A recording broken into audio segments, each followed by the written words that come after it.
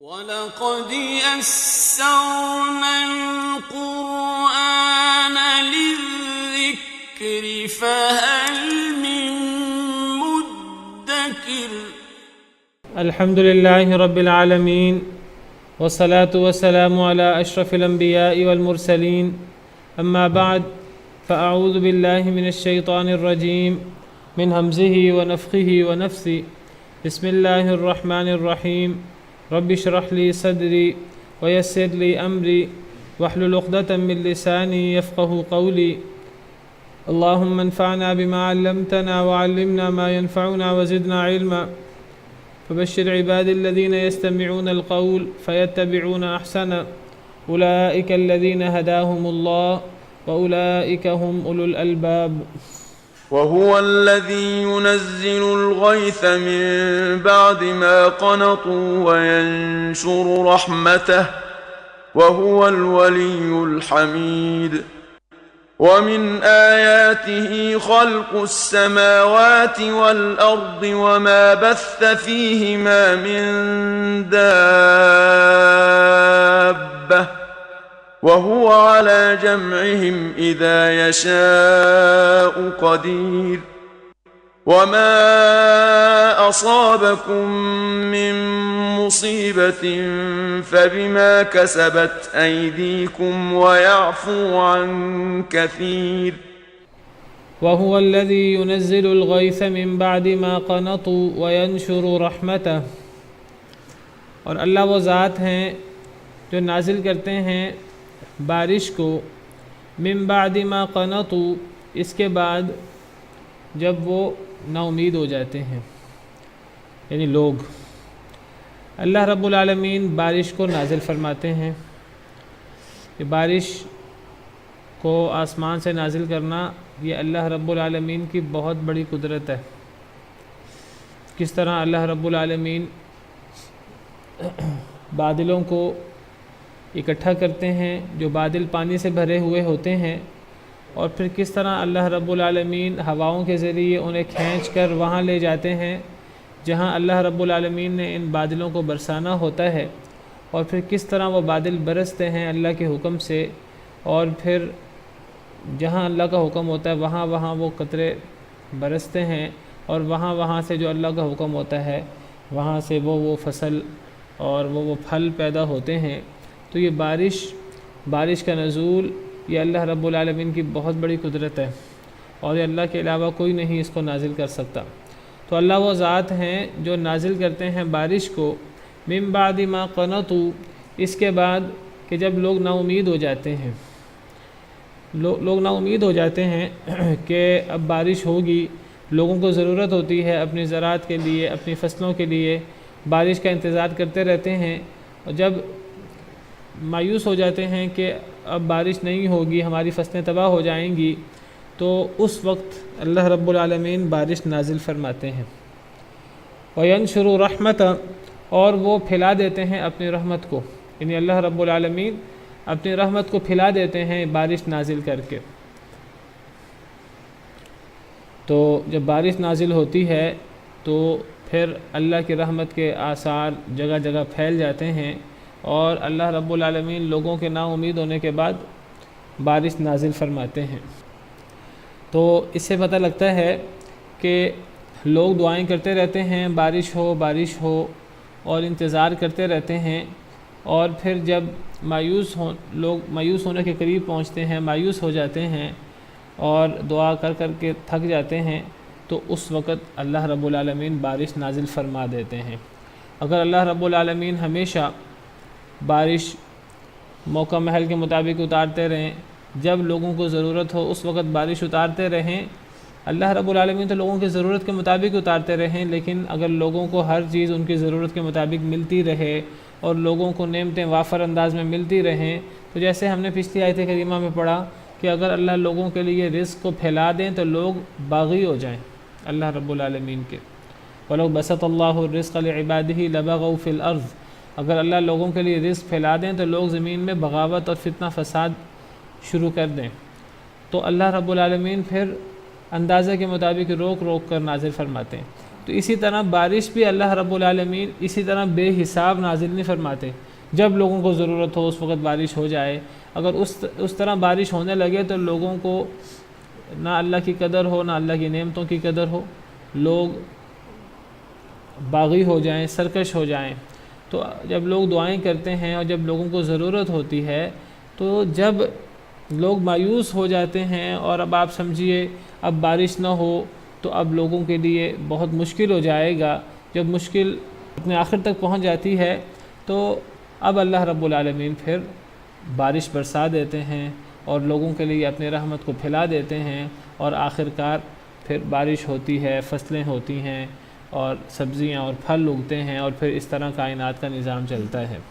تو اللہ رب العالمین لوگوں کی دعائیں قبول کرتے ہیں، بارش برساتے ہیں، لوگوں کے مسئلے حل کرتے ہیں، لیکن یہ چیزیں بعض دفعہ لمبے انتظار کے بعد یہ چیزیں ہوتی ہیں۔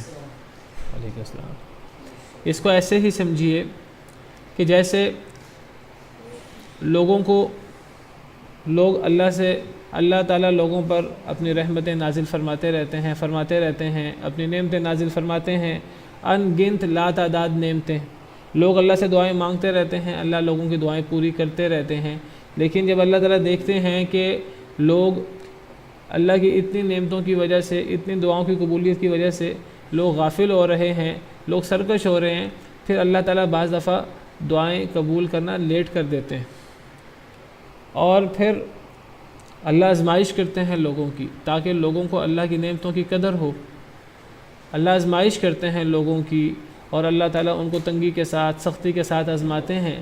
پھر وہ وقت آتا ہے کہ اب لوگ بالکل مایوسی کے قریب پہنچ جاتے ہیں، اب اللہ نے ہماری کوئی دعا قبول نہیں کرنی، اب اللہ نے ہم پر رحمت نہیں کرنی۔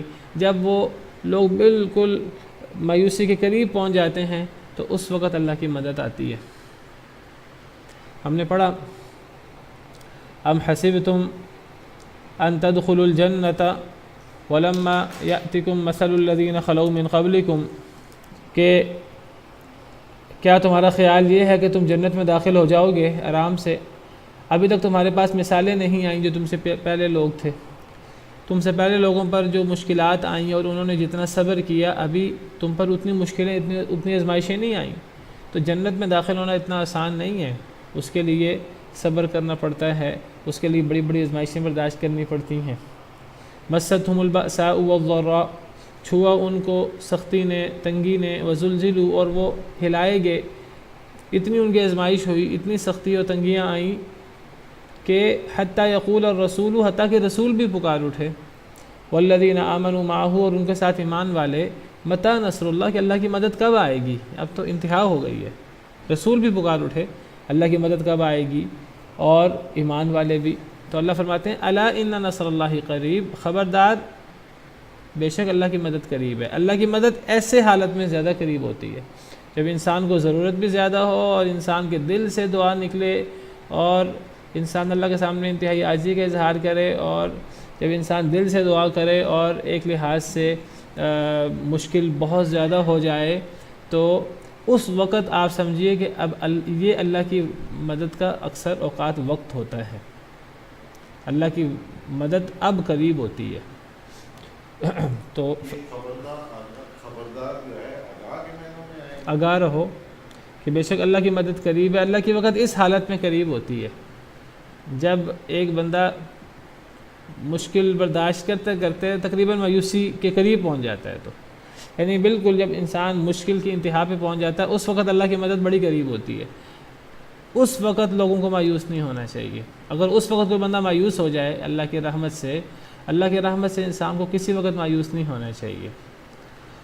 اللہ ہمارے ساتھ ہیں، اللہ آزمائش کرتے ہیں، تو جس وقت مشکل زیادہ ہوتی ہے، آپ سمجھیے اصل میں وہی وقت ہوتا ہے اللہ کی مدد آنے کا۔ ان مع العسر یسرا، یہ مطلب ہے کہ مشکل کے وقت آسانی ہوتی ہے، مشکل کے ساتھ آسانی ہوتی ہے۔ فإن مع العسر یسرا، ان مع العسر یسرا، مشکل کے ساتھ آسانی ہے، یہ یاد رکھیے۔ صرف دنیا میں اللہ نے، اگر دنیا دارالامتحان نہ ہوتا تو پھر دنیا میں مشکل ہوتی نہ، آسانیاں ہی آسانیاں ہوتی، لیکن اللہ آسانیاں دیتے ہیں، لیکن پھر مشکل آتی ہے تو مشکل کے ساتھ پھر آسانی آتی ہے، اور ایک مشکل کے ساتھ آسانیاں دو آتی ہیں، زیادہ آسانیاں آتی ہیں۔ لیکن یہ آسانیاں مشکل کے وقت آتی ہیں۔ تو کئی لوگ ہیں کہ اللہ کی طرف سے آزمائش ہوتی ہے تاکہ لوگوں کو اللہ یاد رہے، کئی لوگ جو ہیں وہ کیا کرتے ہیں کہ وہ مایوس ہو جاتے ہیں، اور مایوسی میں پھر ان کے منہ سے غلط الفاظ اور غلط کلمات نکلتے ہیں۔ تو یہ ایک مسلمان کے شایان نشان نہیں ہے۔ ایک مسلمان کا کام ہے وہ صبر کرے، حوصلے کے ساتھ اللہ سے تعلق رکھے اور دعا کرتا رہے۔ تو اللہ فرماتے ہیں کہ اللہ بارش برساتے ہیں جب لوگ مایوس ہو جاتے ہیں، تقریباً اس وقت بارش آتی ہے اور اللہ رب العالمین اپنے رحمت کو پھیلا دیتے ہیں۔ تو یہ بارش برسانا یہ اللہ رب العالمین کا کام ہے، یہ اللہ کے علاوہ کوئی جس کو اللہ کا شریک بنایا جاتا ہے، کوئی بڑی سے بڑی ہستی ہو، وہ بارش نہیں برسا سکتی۔ وَهُوَ الْوَلِيُّ، اور وہ اللہ رب العالمین الولی، ولی ہیں، مددگار ہیں، دوست ہیں، سب کچھ کرنے پر قادر ہیں۔ الولی کا معنی اصل میں دوست، مدد کرنے والا، بگڑی بنانے والا، ہر قسم کا مسئلہ حل کرنے والا۔ تو اللہ رب العالمین ولی ہیں، یعنی کام بنانے والے ہیں، کارساز ہیں۔ الحمید تعریف کیے گئے ہیں، اللہ کی تعریف ہونی چاہیے، اور اللہ ہی سب کام کر سکتے ہیں۔ یہ بارش برسانا اتنا بڑا کام یہ اللہ رب العالمین ہی کر سکتے ہیں، اللہ ہی سب کچھ کر سکتے ہیں، اللہ کے علاوہ اور کوئی سب کچھ نہیں کر سکتا، اور اللہ ہی سب تعریفوں کے لائق ہیں۔ وَمِنْ آيَاتِهِ خَلْقُ السَّمَاوَاتِ وَالْأَرْضِ وَمَا بَثَّ فِيهِمَا مِنْ دَابَّةٍ، اور اس کی نشانیوں میں سے، اللہ رب العالمین کی بڑی بڑی نشانیوں میں سے خلق السماوات والارض، تخلیق ہے آسمانوں کی اور زمین کی۔ آسمان و زمین کی تخلیق یہ اللہ رب العالمین کی بہت بڑی قدرت ہے، اللہ رب العالمین کی بہت بڑی نشانی ہے کہ اللہ نے آسمانوں کو پیدا کیا اور زمین کو پیدا کیا۔ صرف آسمان و زمین کو پیدا نہیں کیا، آسمان و زمین اور ان کے درمیان ہر مخلوق کو بھی اللہ نے پیدا فرمایا۔ وما بث فیہما من دابہ، اور پھر اللہ رب العالمین نے ان آسمان و زمین میں ہر قسم کے چوپائے پھیلا دیے۔ زمین و آسمان کی تخلیق بھی اللہ رب العالمین کی بہت بڑی قدرت، بہت بڑی نشانی، اور جو اللہ رب العالمین نے ان زمین و آسمان میں ہر قسم کے چوپائے، یعنی ان زمین و آسمان میں رہنے والے، چلنے والے، ہر چیز جو اللہ نے پھیلا دی ہے زمین و آسمان میں۔ اللہ نے صرف پیدا کر کے، یہ نہیں اللہ نے ایک چیز کو پیدا کیا جس کو جہاں پیدا کیا وہ وہیں ہے، نہیں، وہ اب اللہ رب العالمین پھیلا دیتے ہیں زمین و آسمان میں ہر مخلوق کو۔ مخلوق ادھر سے ادھر، ادھر سے ادھر اپنے کاموں سے آتی جاتی ہے، اور زمین و آسمان کے بسنے والی ہر مخلوق اللہ نے پھیلا دی ہے زمین و آسمان میں۔ آسمانوں میں فرشتے ہیں، زمین میں انسان ہیں، جن ہیں، جانور ہیں، نباتات ہیں، پرندے ہیں، ہر چیز اس میں آ جاتی ہے، حشرات ہیں۔ اس میں ذکر کر رہا تھا فرشتے بھی اس میں آ جاتے ہیں نا، فرشتے بھی تو چلنے والے ہیں نا، آسمانوں میں فرشتے اور زمین میں انسان، جن، جانور اور حشرات، پرندے، درندے اور ہر چیز آسمانوں میں اللہ نے پھیلائے۔ دابہ، اور اصل میں دابہ کسے کہتے ہیں؟ دابہ کہتے ہیں ہر چلنے والی چیز کو، جو زمین میں ہر چلنے والی چیز دابہ۔ تو آسمان میں دابہ کیا ہوئے؟ فرشتے۔ دابہ میں صرف جانور نہیں آتے، ہر چلنے والی چیز آتی ہے، انسان بھی دابہ میں شامل ہوتا ہے، چرند پرند ہر چیز دابہ میں شامل ہے۔ اللہ رب العالمین نے فرمایا کہ زمین و آسمان میں اللہ نے دابہ پھیلا دیے ہیں۔ تو اب آسمانوں میں ہمارے علم کے مطابق فرشتے ہی ہیں، تو یہاں دابہ کا اطلاق آسمانوں کے لیے فرشتوں پر ہوا ہے، اور زمین میں جو مخلوقات ہیں ان پر، ہر مخلوق پر دابہ کا اطلاق ہو سکتا ہے، واللہ تعالی عالم۔ اور اللہ کی نشانیوں میں سے زمین و آسمان کی تخلیق، اور جو پھیلائے اللہ نے ان دونوں میں من دابہ، جانور، چلنے پھرنے والے۔ انہوں نے ترجمہ کیا ہے کہ اسی کی نشانیوں میں سے آسمانوں اور زمین کا پیدا کرنا، اور ان جانوروں کا جو اس نے ان میں پھیلا رکھے ہیں۔ جانور سے مراد ہر جان والی چیز۔ ویسے دابہ کا لفظی مطلب صرف جانور نہیں ہوتا، دابہ کا لفظی مطلب چلنے پھرنے والی چیز، اس میں ہر قسم کی مخلوق آ جاتی ہے، واللہ تعالی عالم۔ تو زمین و آسمان کو اللہ نے پیدا فرمایا، اور زمین و آسمان میں جتنی مخلوقات ہیں وہ اللہ نے پھیلائی ہیں۔ وَهُوَ عَلَى جَمْعِهِمْ إِذَا يَشَاءُ قَدِيرٌ، اور وہ یعنی اللہ رب العالمین عَلَى جَمْعِهِمْ ان کو جمع کرنے پر، اذا یشاء جب وہ چاہے، قادر ہے۔ جس طرح اللہ رب العالمین نے زمین و آسمان کو پیدا فرمایا، اور زمین و آسمان کی ہر مخلوق کو اللہ نے پیدا فرمایا اور پیدا فرما کر پھیلا دیا، اپنے کام کاج سے ہر مخلوق ادھر ادھر جاتی رہتی ہے۔ اللہ نے ہر چیز پھیلا دی، ہر مخلوق جس طرح اللہ نے پیدا کر کے ہر مخلوق پھیلا دی، اس طرح اللہ اسی مخلوق کو دوبارہ جمع کرنے پر بھی ایک جگہ قادر ہے۔ کس دن اللہ جمع کریں گے؟ قیامت کے دن۔ قیامت کے دن اللہ تعالیٰ ہر مخلوق کو جمع کر دیں گے، ایک جگہ اکٹھا کر دیں گے، اسی لیے قیامت کے دن کو یوم الجمع کہتے ہیں۔ وَهُوَ عَلَى جَمْعِهِمْ إِذَا يَشَاءُ قَدِيرٌ، اور وہ ان کو جمع کرنے پر جب وہ چاہے قادر ہے۔ جس طرح اللہ رب العالمین نے ہر مخلوق پیدا کی ہے اور پھیلائی ہے، اسی طرح اللہ رب العالمین ان سب کو ایک جگہ اکٹھا کرنے پر، ایک میدان میں اکٹھا کرنے پر بھی قادر ہے جب اللہ چاہے۔ کس دن؟ قیامت کے دن، میدان محشر میں۔ اسی لیے قیامت کے دن کو یوم الجمع کہتے ہیں۔ جس طرح قرآن کریم میں ہے، یوم یجمعکم لیوم الجمع ذالک یوم التغابن، وہ دن جس دن وہ اکٹھا کرے گا تمہیں جمع کرے گا، لیوم الجمع، یوم الجمع کے لیے۔ اللہ اکٹھا کریں گے تم سب کو یوم الجمع کے لیے۔ یوم الجمع سے مراد جمع ہونے کا دن، اس سے مراد قیامت کا دن ہے۔ ذالک یوم التغابن، یہی ہار جیت کا دن ہے۔ تو یہاں اللہ رب العالمین نے قیامت کے دن کو یوم التغابن بھی قرار دیا ہے، ہار جیت کا دن، اور اللہ نے اسے یوم الجمع بھی قرار دیا ہے۔ اسی طرح ایک اور آیت کریمہ میں اللہ فرماتے ہیں، ذالک یوم مجموع لہ الناس، یہ وہ دن ہے کہ جس کے لیے لوگ جمع کیے جائیں گے۔ وذالک یوم مشہود، اور یہ وہ دن ہے جس دن لوگ اکٹھے کیے جائیں گے۔ تو پتہ لگا کہ قیامت کے دن کے لیے لوگ جمع کیے جائیں گے، لوگ اکٹھے کیے جائیں گے، اس معنی میں قیامت کے دن کو یوم الجمع کہا جاتا ہے۔ تو قیامت کے دن کو یوم الجمع بھی کہا جاتا ہے کیونکہ اللہ اس میں تمام مخلوقات کو جمع کریں گے، اور قیامت کے دن کو یوم الحشر بھی کہا جاتا ہے کیونکہ قیامت کے دن اللہ تعالیٰ تمام مخلوقات کو اکٹھا فرمائیں گے۔ مشہود تو وہ تو اور صفات ہے نا، اس میں سب حاضر ہوں گے، وہ بھی تقریباً حاضر کیے جانے والا، ٹھیک ہے، وہ بھی ملتا جلتا معنی ہی ہے۔ تو وَهُوَ عَلَى جَمْعِهِمْ إِذَا يَشَاءُ قَدِيرٌ، اور اللہ رب العالمین ان تمام مخلوقات کو جمع کرنے پر جب وہ چاہے قادر ہے۔ اللہ جب چاہیں گے قیامت بپا ہوگی، جب اللہ چاہیں گے سب کو جمع کر دیں گے، اللہ اس پر قادر ہے، یہ کام اللہ کے لیے مشکل نہیں ہے۔ وَمَا أَصَابَكُم مِّن مُّصِيبَةٍ فَبِمَا كَسَبَتْ أَيْدِيكُمْ وَيَعْفُو عَن كَثِيرٍ، اور جو بھی تمہیں مصیبت آئے، من مصیبت، کوئی بھی مصیبت، فَبِمَا كَسَبَتْ أَيْدِيكُمْ، پس بسبب جو کمایا تمہارے ہاتھوں نے، وَيَعْفُو عَن كَثِيرٍ، اور وہ معاف کر دیتا ہے بہت زیادہ کو۔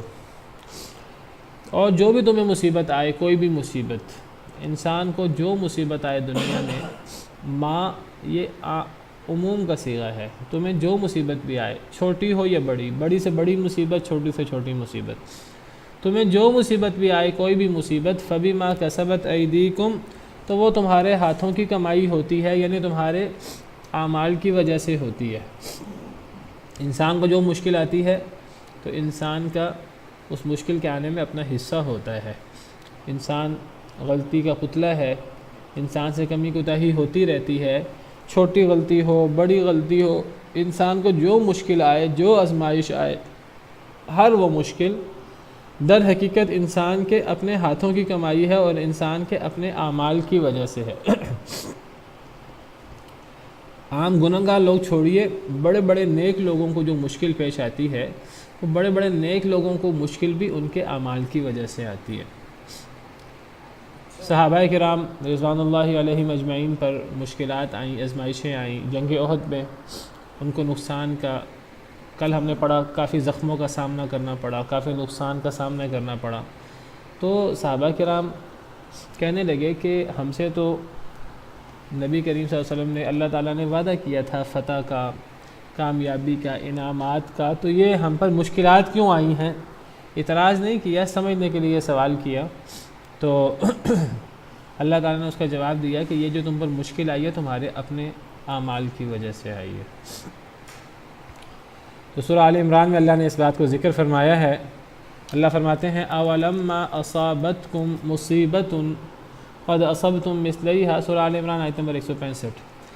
کیا اور جب مصیبت آئی تمہیں، مصیبت یعنی جنگ احد کے موقع پر، قد اصبتم مثلیہا، تم مصیبت پہنچا چکے تھے اس سے ڈبل، یعنی کافروں کو تم اس سے ڈبل مصیبت پہنچا چکے تھے۔ یعنی جنگ بدر میں، جنگ احد میں مسلمانوں کے کتنے شہید ہوئے تھے؟ 70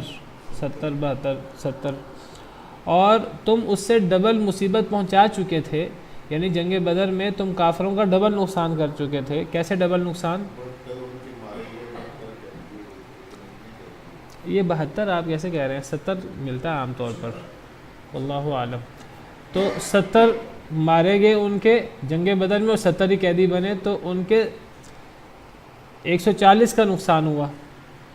جنگ بدر میں 70 مارے گئے اور 70 قیدی ہوئے، اگرچہ بعد میں چھوڑ دیے گئے، لیکن جب جنگ احد میں مسلمانوں کا نقصان ہوا تو مسلمانوں کے 70 شہید ہوئے، لیکن قیدی کوئی نہ بنے۔ کل میں نے ذکر کیا تھا کہ کل وہ کافر دوبارہ انہوں نے سوچا ہم دوبارہ جا کر حملہ کرتے ہیں اور پوری طرح ہم ان کو ختم کر کے نقصان پہنچا کر آتے ہیں، جو بچ جائیں ان کو، جنگ احد کی بات کر رہا ہوں۔ تو انہوں نے کہا کہ ہم واپس جا کر جو بچ گئے ہیں ان کو مار آئیں یا قیدی وغیرہ بنا آئیں، لیکن پیچھے سے اللہ نے حکم دیا تھا کہ پیچھا کرنا ہے کافروں کا۔ جب مسلمانوں نے پیچھا کیا، اللہ اور اللہ کے رسول کی بات مانی، حالانکہ وہ بڑی مشکل میں تھے اس وقت، بڑی تکلیف میں تھے، زخمی تھے، کئیوں کے رشتہ دار شہید ہو چکے تھے، لیکن انہوں نے اس زخم لگنے کے باوجود اللہ اور اللہ کے رسول کی بات مانی۔ اس کا فائدہ کیا ہوا بات ماننے کا؟ کہ کافر دوبارہ نہ آئے، ورنہ کافر دوبارہ آتے تو کتنا نقصان ہوتا مزید۔ تو اللہ نے ان کے دلوں میں رعب ڈال دیا۔ تو اللہ تعالیٰ فرماتے ہیں جب تمہیں مصیبت آئی جنگ احد میں، تم اس سے ڈبل مصیبت پہنچا چکے تھے، یعنی جنگ بدر میں، قلتم انا ھذا، تو تم نے کہا یہ کہاں سے آئی؟ تم نے یہ سوال کیا، صحابہ کرام کے دل میں یہ سوالات پیدا ہوئے کہ یہ مصیبت ہم پہ کیوں آئی ہے؟ اللہ نے تو ہم سے وعدہ کیا ہوا ہے کہ ہمیں غلبہ ہوگا کافروں پر اور اللہ کے انعامات ہم پر ہوں گے، اگر ہم اللہ کی توحید پر، اللہ کی باتوں پر عمل پیرا ہوں گے تو ہمیں اللہ کی مدد نصیب ہوگی۔ تو یہ پھر ہم پر آزمائش کیوں آئی ہے؟ تم نے کہا کہ یہ کہاں سے آئی؟ قل ہوا من عند انفسکم، کہہ دیجئے وہ تمہارے اپنی جانوں کی وجہ سے ہے، یہ مصیبت تم پر تمہارے اپنے وجہ سے آئی ہے۔ تو جب صحابہ کرام جیسے جو سب سے عظیم لوگ ہیں اور سب سے بہتر لوگ ہیں اس امت کے، تو جب ان پر بھی اگر کوئی مصیبت آتی ہے تو ان کے اعمال کی وجہ سے، تو عام گناہ گار تو ان کے گناہ تو بہت زیادہ ہوتے ہیں، تو انسان کو جو مصیبت بھی آتی ہے وہ انسان کے اپنے اعمال کی وجہ سے آتی ہے۔ اور جب انسان سمجھے کہ مجھ پر یہ مصیبت میرے عمل کی وجہ سے آئی ہے، تو انسان فائدہ اٹھائے گا اس مصیبت سے، وہ مصیبت انسان کے لیے نقصان کی بجائے فائدہ مند بن جائے گی۔ نتیجے کے اعتبار سے انسان اللہ کے حضور توبہ کر لے گا اپنی غلطی سے۔ انسان کو پتہ لگ جائے میری اس غلطی کی وجہ سے آئی ہے، انسان اس غلطی کو باقاعدہ اس غلطی سے توبہ کر لے گا۔ اگر انسان کو نہ پتہ ہو کہ میری کس غلطی کی وجہ سے آئی ہے، تو انسان جو ہے وہ اللہ سے عمومی طور پہ اپنے گناہوں کی معافی مانگ لے گا، اپنی غلطیوں کی معافی مانگ لے گا۔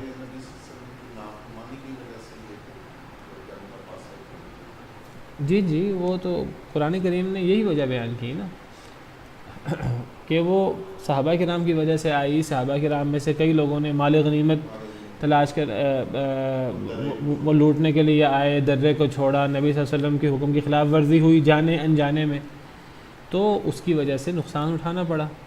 قرآن کریم میں اللہ نے یہ ذکر کیا ہے، وجوہات میں اسی بات کو ذکر کیا ہے۔ تو اپنے اعمال کی وجہ سے مصیبت آئی، تو انسان کو جو مصیبت آتی ہے وہ انسان کو اپنے برے اعمال کی وجہ سے آتی ہے، چاہے انسان کو پتہ ہو میرا برا عمل کیا ہے اور اس عمل کی وجہ سے آئی ہے، چاہے انسان کو نہ پتہ ہو۔ کئی دفعہ انسان کو پتہ لگ جاتا ہے، جیسے صحابہ کرام کو پتہ لگ گیا، اللہ تعالیٰ نے بتا دیا، قرآن کریم میں نبی صلی اللہ علیہ وسلم نے بتا دیا کہ تمہاری اس عمل کی وجہ سے یہ مصیبت آئی. اور کئی دفعہ ایسا ہوتا ہے پتہ نہیں لگتا. اگر نہ بھی پتہ لگے تو انسان اللہ سے عمومی طور پر اپنے گناہوں کی توبہ کر لے. انسان کہے کہ استغفار کرے کہ مجھ پہ جو مصیبت ہے یا جو آزمائش ہے، جو آزمائش بھی ہوگی، جو مصیبت بھی ہوگی، اس میں انسان کے اپنے اعمال، برے اعمال ضرور شامل ہوں گے. کوئی انسان بھی یہ نہ سمجھے کہ میں تو غلطیوں سے پاک ہوں، میں تو غلطی کر ہی نہیں سکتا، مجھ پر تو میرے عمل کی وجہ سے مصیبت آ ہی نہیں سکتی.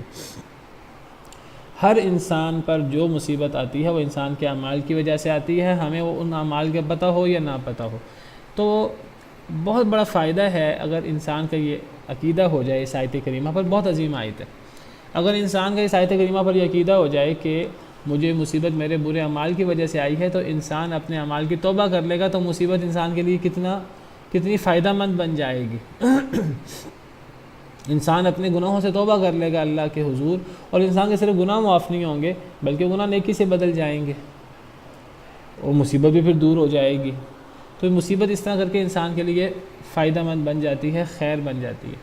کئی دفعہ ایسا ہوتا ہے انسان غور کرتا ہے، انسان کو سمجھ نہیں آتی کہ یہ مجھ پر مصیبت میرے کس عمل کی وجہ سے آئی ہے. انسان کو سوچنا چاہیے کہ مصیبت مجھ پر میرے عمل کی وجہ سے آئی ہے، میری کسی غلطی کی وجہ سے آئی ہے. اگر انسان کو نہ سمجھ آئے تو پھر انسان کس انداز سے سوچے. انسان کو پھر بھی یہی سوچنا چاہیے میرے عمل کی وجہ سے آئی ہے. اگر نہیں سمجھ آ رہی انسان کو، پھر انسان یہ سوچے کہ یہ اللہ کا حکم ہے، یہ اللہ کا حکم ہے، یہ اللہ کا فیصلہ ہے، یہ مجھ پر مصیبت آنی ہی تھی. اگر انسان یہ سوچ لے کہ یہ اللہ کا فیصلہ ہے، دیکھیے اس دنیا میں جو نظام چل رہا ہے وہ اللہ کے مطابق چل رہا ہے. یہ دنیا اللہ نے بنائی ہے، اس دنیا میں اللہ کے فیصلے چلیں گے، میرے آپ کے کسی کے فیصلے نہیں چل سکتے، کیونکہ اللہ رب العالمین اس کائنات کے خالق، مالک، رازق ہیں. اس کائنات کو بنانے والے ہیں، اس کا ایک ایک نظام چلانے والے اللہ تعالیٰ ہیں. اللہ کسی سے پوچھ کر نظام نہیں چلاتے، نہ کسی نبی سے پوچھ کر، نہ کسی ولی سے پوچھ کر، نہ کسی فرشتے سے پوچھ کر، نہ ہم میں سے کسی سے پوچھ کر. تو اگر سب سے بہتر تو یہ ہے کہ ہم یہ سمجھیں ہم پر مصیبت ہمارے عمل کی وجہ سے آئی. اگر نہ سمجھ آئے تو ہم پھر یہ اپنا سوچیں کہ یہ اللہ کا حکم ہے، یہ اللہ کے حکم سے آئی ہے اور اللہ نے ہم پر یہ مصیبت بھیجی ہے. تب ہم یہ سوچیں. تو بعض آیات میں آتا ہے ما اصاب من مصیبت الا باذن اللہ. بعض آیات میں ایک اور انداز اختیار کیا گیا. سورہ تغابن میں اللہ تعالیٰ فرماتے ہیں ما اصاب من مصیبت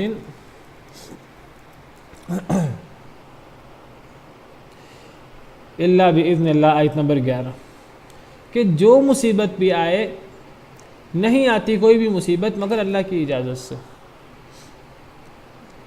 اب یہاں سورہ شورا میں ہے جو مصیبت بھی آتی ہے وہ انسان کے اپنے ہاتھوں کی کمائی ہوتی ہے، اور یہاں فرمایا کہ وہ اللہ کے حکم سے آتی ہے. ان دونوں باتوں میں کوئی ٹکراؤ نہیں ہے، دونوں باتوں میں کوئی تضاد نہیں ہے، دونوں باتیں بیک وقت موجود ہیں. یہ دو پہلو ہیں ایک چیز کے. انسان کو جو مصیبت آتی ہے وہ انسان کے برے اعمال کی وجہ سے ہوتی ہے، اور اگر انسان کے برے اعمال کی وجہ سے آئے تو مصیبت خود بخود تو نہیں آتی. مصیبت کو انسان تو نہیں لاتا، کوئی میرا آپ کا کوئی صرف دشمن تو نہیں مصیبت کو لا سکتا. اللہ چاہے گا تو آئے گی، اللہ نہیں چاہے گا تو نہیں آئے گی. اللہ کی مشیت ساتھ شامل ہوتی ہے، پہلے سے طے ہے. اور پہلے سے کیوں طے ہے؟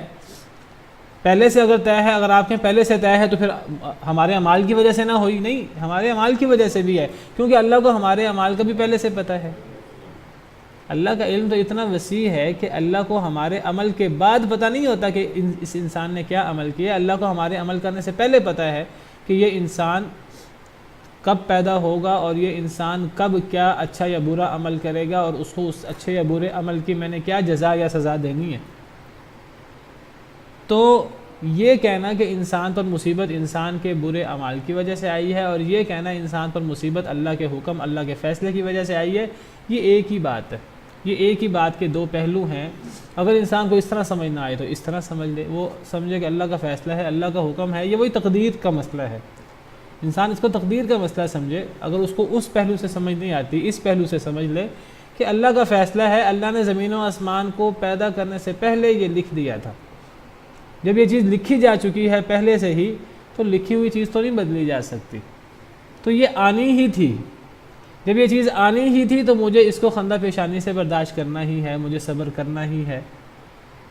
تو دونوں پہلو ایک مصیبت میں ہوتے ہیں، انسان دونوں پہلو مد نظر رکھے، یہ بھی سمجھے اللہ کا فیصلہ ہے اور مجھے اللہ کے اچھے برے فیصلے پر راضی رہنا ہے، اچھی بری تقدیر دونوں پر مجھے راضی رہنا ہے۔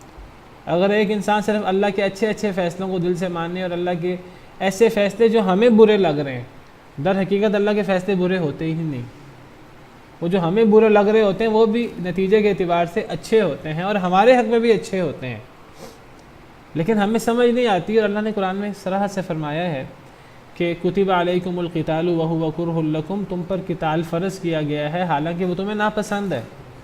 اور اللہ فرماتے ہیں وَعَسَىٰ أَن تَكْرَهُوا شَيْئًا وَهُوَ خَيْرٌ لَكُمْ، تم ناقص لوگ ہو، تمہاری عقل ناقص ہے، تمہیں پوری حقیقت کا نہیں پتہ، شاید کہ تم ایک چیز کو ناپسند کرو اور تمہارے لیے بہت بہتر ہو۔ تو ہم بعض دفعہ ایک مصیبت کو اپنے لیے مصیبت سمجھ رہے ہوتے ہیں، ناپسند کر رہے ہوتے ہیں اس کو، حالانکہ وہ ہمارے حق میں بہتر ہوتی ہے۔ تو یہ جو اللہ فرماتے ہیں کہ اچھی بری تقدیر یہ دونوں اللہ کی طرف سے ہوتی ہے، وہ تقدیر اصل میں بری ہوتی نہیں ہے، وہ تقدیر علیہ السلام اچھی ہوتی ہے۔ اللہ کے سارے فیصلے اچھے ہیں، وہ ہمارے اعتبار سے فرمایا ہمیں کبھی کبھی وہ برے لگتے ہیں ہماری ناقص عقل کے مطابق۔ تو اچھا فیصلہ ہو ہمارے مطابق یا برا فیصلہ ہو، یہ ہر فیصلہ اللہ کی طرف سے ہے۔ ہمیں اس مصیبت کو اس پہلو سے بھی غور کرنا چاہیے۔ اگر ہمیں صبر نہ آ رہا ہو، اگر ہمیں یہ سمجھ نہ آ رہا ہو کہ یہ مصیبت ہم پہ کیوں آئی، تو انسان اس کو اس پہلو سے دیکھے اللہ کا فیصلہ ہے، اللہ کا اچھا فیصلہ ہو، اللہ کا اچھی تقدیر ہو، ہمارے بارے میں بری تقدیر ہو، ہم اس کو برا سمجھتے ہیں، وہ ظاہراً بری ہو، دونوں اللہ کی طرف سے ہیں اور اس پر ہمارا ایمان ہونا چاہیے۔ یہ ہمارے ایمان کا مسئلہ ہے۔ اگر ہم اس پر جزا فضا کرتے ہیں اور اس پر ہم اعتراض کرتے ہیں تو ہمارا ایمان متاثر ہوتا ہے، کیونکہ ایمان کے 6 ارکان ہیں، ان 6 ارکان میں سے ایک رکن تقدیر ہے۔ اسی لیے اس بات کو اللہ رب العالمین نے اس انداز سے بیان فرمایا ہے۔ اسی بات کو قرآن کریم میں اللہ فرماتے ہیں کہ اگر انسان اس حقیقت کو سمجھ جائے، آپ کو بتاؤں یہ بہت فائدہ مند چیز ہے انسان کے لیے، انسان کا دل مطمئن ہو جاتا ہے۔ اگر انسان اس تقدیر پر ایمان نہ لائے، انسان کا دل مطمئن نہیں ہو سکتا۔ تو سورہ حدید آیت نمبر 22-23 میں اللہ تعالیٰ فرماتے ہیں ما اصاب من مصیبت فی الارض ولا فی انفسکم الا فی کتاب من قبل ان نبرأها، جو مصیبت بھی آئے، مصیبت زمین میں ہو یا تمہاری جانوں میں ہو، وہ مصیبت ہمارے لیے مصیبت ہو یا ہمارے لیے مصیبت نہ ہو، زمین میں مصیبت ہو، کسی اور لوگوں کے لیے مصیبت ہو، جو بھی مصیبت آتی ہے خواہ وہ ہمارے لیے نہ ہو، وہ زمین میں اور لوگوں کے لیے ہو، خواہ وہ ہمارے لیے ہو، زمین میں کوئی بھی مصیبت آئے یا تمہاری جانوں میں کوئی بھی مصیبت آئے، اللہ فرماتے ہیں الا فی کتاب من قبل ان نبرأها، وہ مصیبت اس کتاب میں ہے، لوح محفوظ میں، اس سے پہلے کہ ہم اس مصیبت کو پیدا کریں۔ وہ مصیبت پیدا ہونے سے پہلے لوح محفوظ میں لکھی ہوئی ہے، انسان کے پیدا ہونے سے پہلے، انسان چھوڑے اس کائنات کو پیدا کرنے سے پہلے وہ مصیبت لوح محفوظ میں لکھی ہے۔ اگر انسان اس بات پر ایمان لے آئے کہ جو چھوٹی سے چھوٹی مصیبت مجھے آنی ہے، بڑی سے بڑی مصیبت مجھے آنی ہے، وہ زمین و آسمان کی پیدائش سے بھی 50,000 سال پہلے لوح محفوظ میں لکھی ہے، تو انسان صبر کرے گا، لا محالہ انسان جزا فضا نہیں کرے گا۔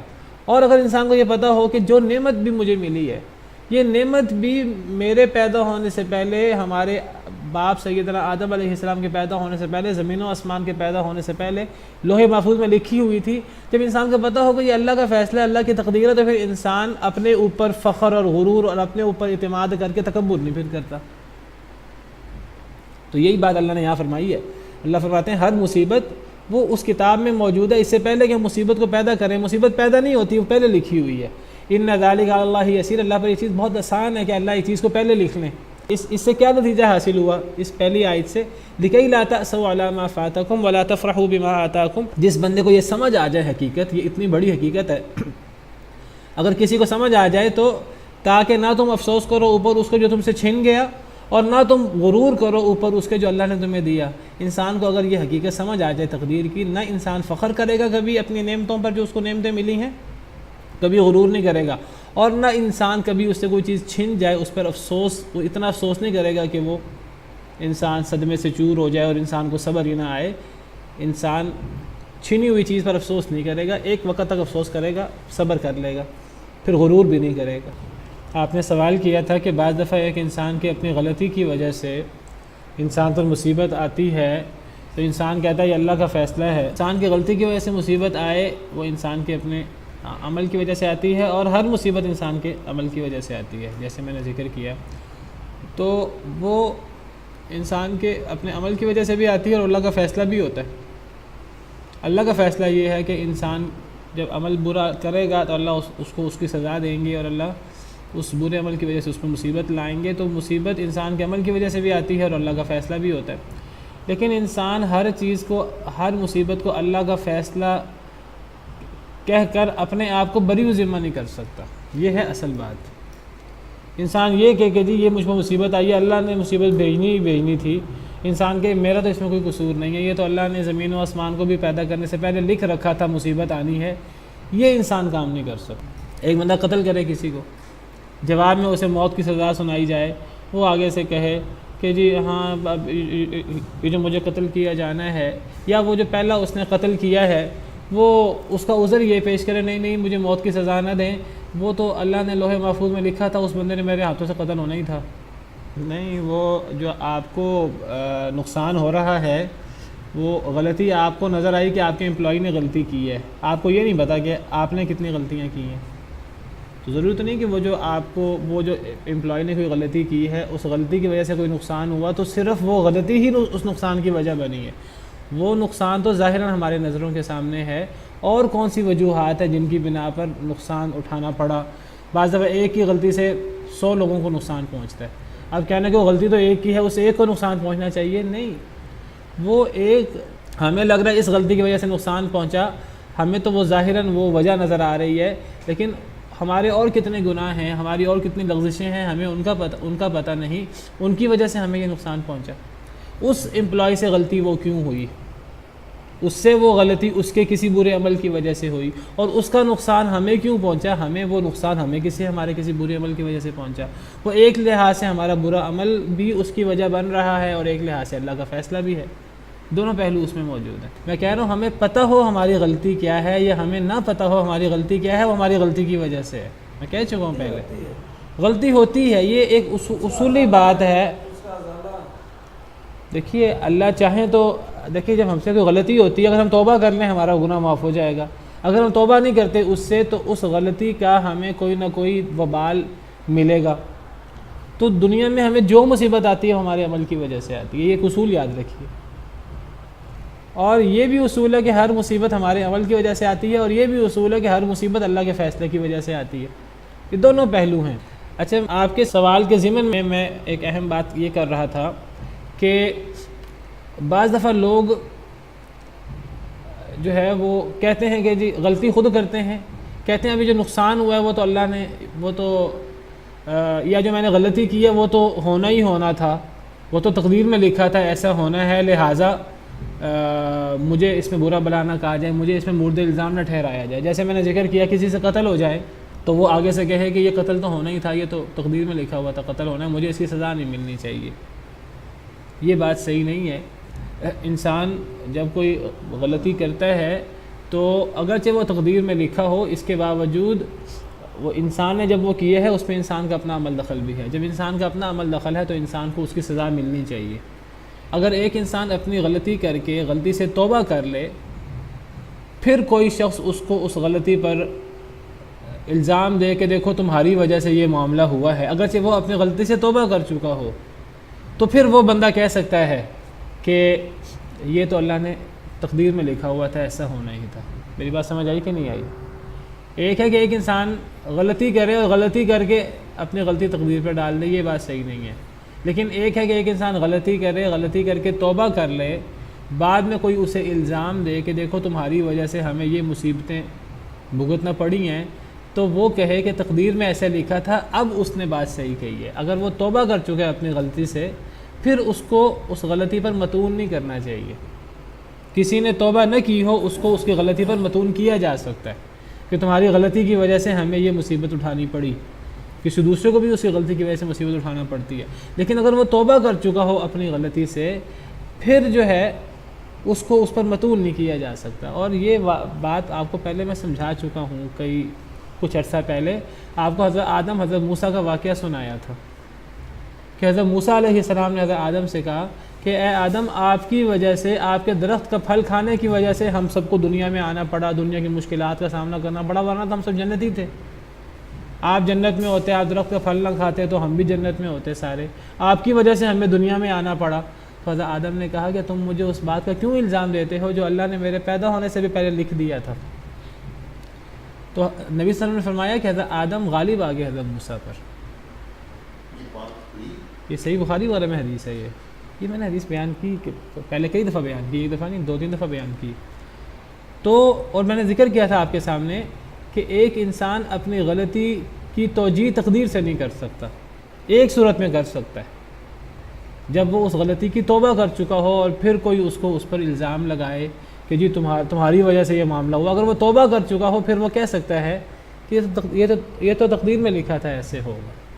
حضرت آدم چونکہ توبہ کر چکے ہیں اس سے، تو اس کا مطلب ہے حضرت آدم تقدیر سے دلیل پکڑ سکتے تھے، انہوں نے تقدیر سے دلیل پکڑی اور اللہ تعالیٰ نے، نبی صلی اللہ علیہ وسلم نے فرمایا کہ حضرت آدم غالب آ گئے اپنی دلیل میں، حضرت موسیٰ پر حضرت آدم غالب آ گئے۔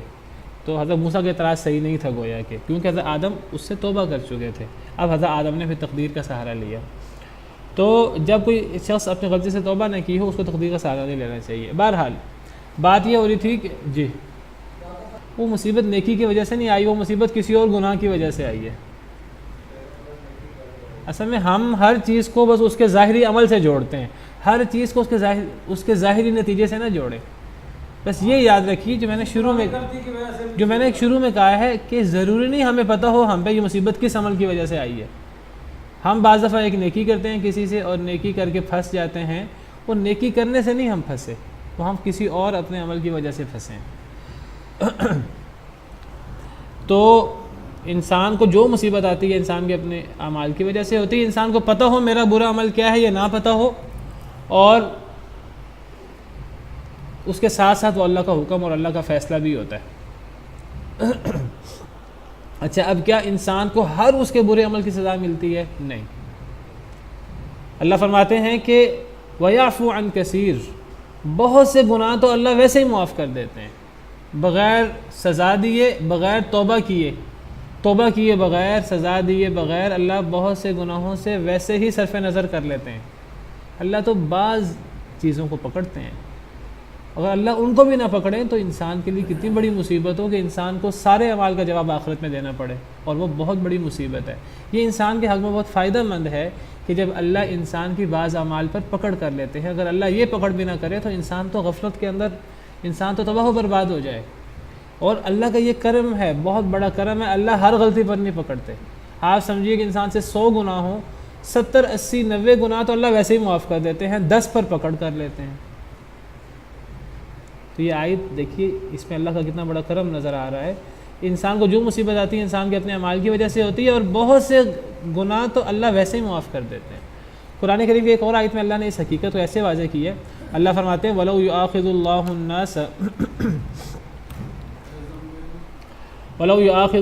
النَّاسَ بِمَا كَسَبُوا مَا تَرَكَ عَلَى ظَهْرِهَا مِن دَابَّةٍ، اگر اللہ لوگوں کے اعمال کا محاسبہ کرنا شروع کر دے، لوگوں کی کمائی کا، جو لوگوں نے کمایا، برے کام کیے، اگر اللہ ایک ایک گناہ کا محاسبہ کرنا شروع کر دے، اس زمین پر لوگ تو چھوڑیں، اس زمین پر کوئی چوپایا بھی باقی نہ بچے، اللہ کا اتنا عذاب آئے اس اعمال کی سزا کے لیے، اس عذاب کا شکار انسان تو انسان، ساری دنیا، سارے چوپائے اس کا شکار ہو جائے۔ انسان کے اگر اعمال کی پکڑ شروع ہو تو اللہ انسان کے سارے اعمال کی پکڑ ہی نہیں کرتے، اللہ بعض اعمال کی پکڑ کرتے ہیں، اور یہ اللہ کا کتنا بڑا احسان ہے کہ اللہ سب کی پکڑ نہیں کرتے، اور جس کی پکڑ کرتے ہیں وہ بھی اللہ کا احسان ہے، اگر اللہ نہ پکڑیں وہ بھی ہمارے حق میں نقصان دہ ہو، ہم غفلت کا شکار ہو جائیں۔ تو اللہ فرماتے ہیں کہ جو مصیبت آتی ہے تمہارے اعمال کی وجہ سے آتی ہے۔ اچھا ایک بات اور یاد رکھیں، چلیں پہلے ایک حدیث مبارکہ سن لیں پھر آپ کو میں اگلی بات بتاتا ہوں۔ حدیث مبارکہ یہ ہے، نبی صلی اللہ علیہ وسلم نے فرمایا، صحیح بخاری کی حدیث ہے، آپ نے فرمایا ما من مصیبت تصیب المسلم، نہیں کوئی بھی مصیبت جو مسلمان کو پہنچتی ہے، الا کفر اللہ بها عنہ، مگر اللہ اس مصیبت کی وجہ سے اس کے گناہ معاف کر دیتے ہیں۔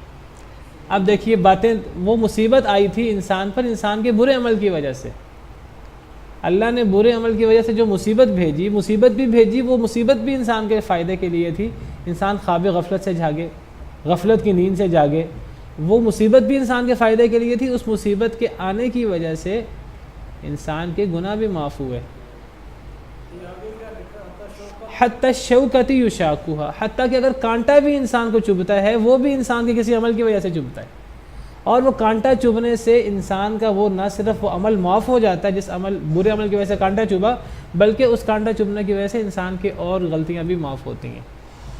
انسان خواب غفلت سے بھی جاگتا ہے، اور اللہ انسان کے ہر برے عمل پر سزا ہی نہیں دیتے، اکثر عمل تو ویسے معاف کر دیتے ہیں، بعض عمل کی پکڑ کرتے ہیں، اور وہ فائدہ مند ہے انسان کے لیے کہ انسان غفلت کی نیند سے جاگتا ہے، اور صرف انسان غفلت کی نیند سے نہیں جاگتا، اس مصیبت کی وجہ سے اور بہت سارے گناہ معاف ہو جاتے ہیں۔ کتنی عظیم حدیث ہے۔ ایک حدیث میں تو آتا ہے کہ انسان پر جب مصیبت آتی ہے تو کئی دفعہ اتنی مصیبتیں آتی ہیں کہ انسان کے گناہ بہت زیادہ ہوتے ہیں، وہ توبہ نہیں کر پاتا گناہوں سے، اللہ اس پر مصیبتیں بھیج کر اس کو سارے ہی گناہوں سے پاک کر دیتے ہیں۔ ایک حدیث میں آتا ہے کہ بعض دفعہ انسان پر مصیبتیں آتی رہتی ہیں، اور ایک وقت آتا ہے کہ انسان توبہ کیے بغیر ہر گناہ سے پاک صاف ہو جاتا ہے، صرف مصیبت آنے کی وجہ سے۔ مصیبت سے انسان کی نہ صرف، اچھا ایک بات اور، وہ یہ کہ جو اس مصیبت کی وجہ سے، جو انسان پر برے عمل کی وجہ سے مصیبت آتی ہے، اس مصیبت کی وجہ سے وہ برا عمل معاف ہو جاتا ہے، بغیر توبہ کیے معاف ہو جاتا ہے۔ حدیث مبارکہ بڑی عظیم حدیث ہے۔ نبی صلی اللہ علیہ وسلم نے فرمایا کہ اگر اللہ تعالیٰ کسی عمل کی وجہ سے انسان کو دنیا میں مصیبت بھیجے، اللہ اس کی دوبارہ آخرت میں سزا نہیں دیں گے۔ یہ حدیث ذرا دیکھیں، حدیث میں آتا ہے نبی صلی اللہ علیہ وسلم نے یہ آیت کریمہ پڑھی، وما اصابکم من مصیبت فبما کسبت ایدیکم ویعفو عن کثیر، یہی آیت کریمہ نبی صلی اللہ علیہ وسلم نے پڑھی، پھر آپ نے فرمایا ما عاقب اللہ علیہ من ذنب فی الدنیا، اگر اللہ کسی گناہ کی سزا دنیا میں دے دے، کسی برے عمل کی وجہ سے دنیا میں سزا مل جائے، فاللہ احلم من ان یثنی علیہ العذاب فی الآخرہ، اللہ بہت حلیم ہے کہ اللہ اسی گناہ کی دوبارہ سزا آخرت میں دیں۔ اگر اللہ ایک دفعہ ایک گناہ کی سزا دنیا میں دے چکے ہیں تو اللہ آخرت میں پھر اس کی سزا نہیں دیں گے، وہ گناہ معاف ہو جائے گا اس مصیبت کی وجہ سے۔ پھر وما عفى الله عنه من ذنب في الدنيا، اور جو گناہ اللہ نے دنیا میں معاف کر دیا، اس کی سزا ہی نہیں دی دنیا میں، فاللہ اکرم من ان يعود في عفوه، اللہ بہت زیادہ معزز ہیں، کرم والے ہیں کہ اللہ نے ایک گناہ دنیا میں معاف کیا تھا، اللہ آخرت میں اس کی سزا دیں۔ کیا پتہ لگا؟ دیکھیے پتہ لگا انسان کے بہت سارے گناہ اللہ ویسے ہی معاف کر دیتے ہیں دنیا میں، جو دنیا میں معاف کر دے گی آخرت میں اس کی سزا نہیں ملے گی۔ اچھا جس کی سزا دنیا میں دے دی تو اللہ تعالیٰ بہت حلیم ہے کہ اس کی دوبارہ سزا آخرت میں دیں، تو جو معاف ہو گئے گناہ وہ آخرت میں بھی معاف ہو گئے، جو دنیا میں معاف ہو گئے۔ جس کی دنیا میں سزا مل گئی، انسان خواب غفلت سے بھی جاگا، انسان کا وہ گناہ بھی معاف ہوا، اور اس مصیبت سے اور گناہ بھی معاف ہوئے، اور انسان خواب غفلت سے بھی جاگا، وہ شرط ہے کہ صبر کیا ہو، اگر اس پہ اس نے ماتم کیا ہو، جزا فضا کیا ہو، سارا معاملہ ختم۔ تھوڑا سا مزید بعض باتیں اس آیت کریمہ کے حوالے سے ہیں، وقت ختم ہو گیا ہے، تو اس آیت کریمہ کو پھر ہم مزید انشاءاللہ اگلے لیکچر میں پڑھتے ہیں۔ حدیث مبارکہ میں آتا ہے، صحیح بخاری کی حدیث ہے، انسان پر جو مصیبت آتی ہے، اللہ انسان سے جب خیر کا ارادہ کرتے ہیں، اللہ انسان پر مصیبت بھیجتے ہیں۔ مصیبت خیر ہوتی ہے انسان کے لیے، مسلمان کے لیے۔ تو بہرحال یہ ہمیں اس کو اس انداز سے دیکھنا چاہیے۔ اللہ سے دعا ہے کہ اللہ تعالی ہمیں سمجھنے کی توفیق عطا فرمائے۔